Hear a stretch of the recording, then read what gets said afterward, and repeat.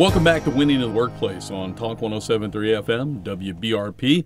I'm along with Maurice Velasquez from Team Real World and Tom Ashley from Expand Incorporating, talking about his experience and going back to the flood a year ago and some of the growth that he saw in his business and partnering with Team Real World. And where we left off, we talked about the importance of having a rhythm meeting. And Tom, that's having that weekly meeting to make sure everyone's in check, and the phone call with Maurice. And Maurice, why don't you elaborate first and foremost, what exactly is a rhythm meeting? Sure. A rhythm meeting, it's kind of like what the name is. It's kind of like a heartbeat. It has to beat in a regular basis in a systematic way.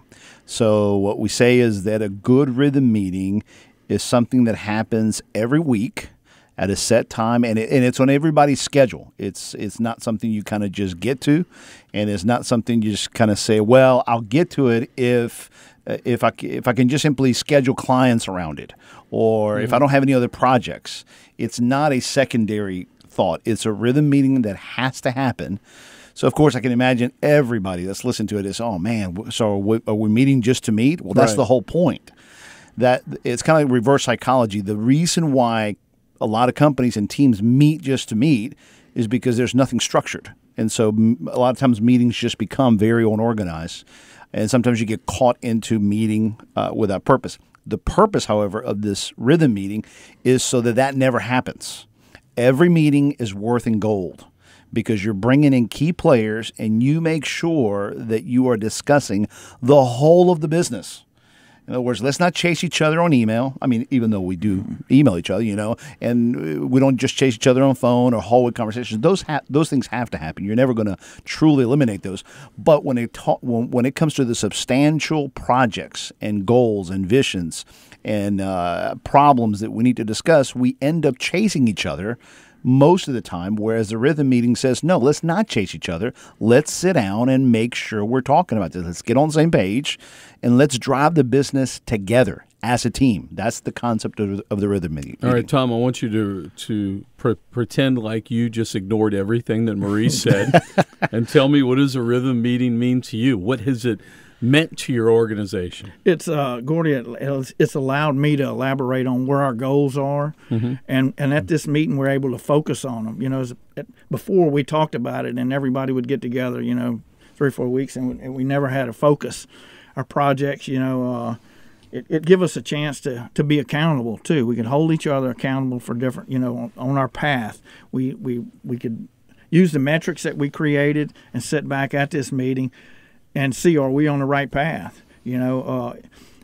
As far as the team, I mean, it give them, nobody wanted to meet. Right. It's like Maurice said, nobody, I can't do that. I have a fire to put out. No, this is the whole purpose of having this meeting, to reduce the fires, and it give us a chance to talk in the same room, the same place, and not, finger pointing or anything like that. We could sit down and hold each other accountable, not have to chase each other, like you said, because that's a difficult thing, because you never can get the full answer. You don't see the facial expression, the body, body language that, who's withholding information here, and that kind of thing. And you'll learn the rhythm of it, having it every week and scheduled. Everybody adapted well to it, and we could see that was automatic. Everything else had to revolve around that. So once we did that, we could move on and move forward. Tom, what was the hardest thing for you to do as an executive? And I share my story. It was delegating, letting go, and staying in my lane. But once I did that, I felt like my productivity almost tripled. Yeah, I agree. I mean, it allows me to focus on. I found out first where when we did the surveys and the DISC surveys and all, I was able to find out where my weaknesses are. And some places I thought I was stronger than I was others. The meeting allowed me to, getting in this the whole process was, do I get somebody? Do I call somebody? Do I call a doctor for my business? To help me. Right. I've checked everywhere. I looked everywhere. When do I make this step? Yeah, this was the right time. What happened, which is in the life of the business, which is very common with all the clients that we work with, Gordy, is that after several weeks of doing the rhythm meeting, the team begins to realize that, okay, these guys are going to make us meet, Right. you know, and they obviously really want us to come here and talk. And there's a point, it's just this mysterious moment that happens, okay, that there's a point in which somebody comes, it's happened several times in your rhythm meetings, where about 5-6 weeks into it, a team member came and said some things about the business and about the way perhaps Tom was working or not working, or asking him to make some serious changes about his approach or habits, in which you thought, oh my goodness, somebody just brought in a pink elephant in the room and said something very challenging to Tom about how we're not running this thing correctly. And the fact that Tom did not react in a negative way, but said, guys, this is exactly what this meeting's here for. Okay, tell me more. And they saw that Tom did not get defensive, did not, you know what I'm saying? Did not in any way lash out or in any way say, guys, that's unacceptable, but rather fostered the safety of being able to have a good, solid conversation about where they're agreeing and they're not agreeing. At that moment, you're talking about a totally different team from right before those comments were made to right after, you know, and everybody becomes really honest about the fact that, okay, if we can talk about anything, then let's continue this. And ever since those, after the first 5 weeks was tough, but after that, it really blossomed into some really good conversations. Yeah, because I think to expand on that, the fear, everybody feared that I was still going to meddle into what their lane was. You know, I was going to try to change, but what they didn't realize, I felt comfortable that they were in that lane. It was like you said, I become more productive in the next spot where we needed help at, and I felt comfortable because here we go, our production's going fine. This is going fine. Now I can focus over here where we need help, and then they seen that trust went there, and that allowed them us to move forward. And Tom and I would talk regularly every week. We plan and we strategize, and there were many times when Tom saw what we could do in these meetings.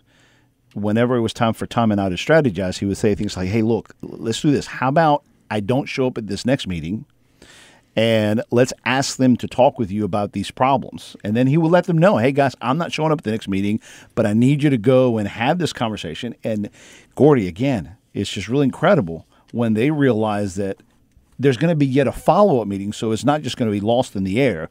There's going to be a follow-through, but he wants certain things to be discussed.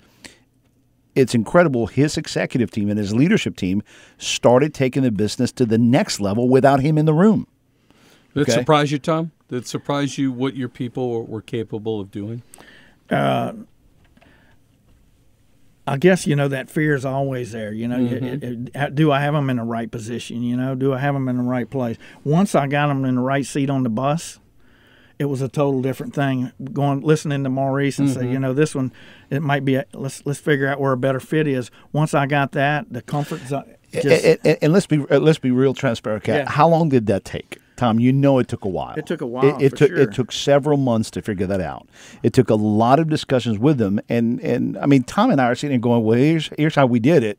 When so much of the conversations, Gordy, was involving those team members to really wrestle with the issues with us. Kind of like one of his employees saying, "Guys, I'm doing work I shouldn't be doing."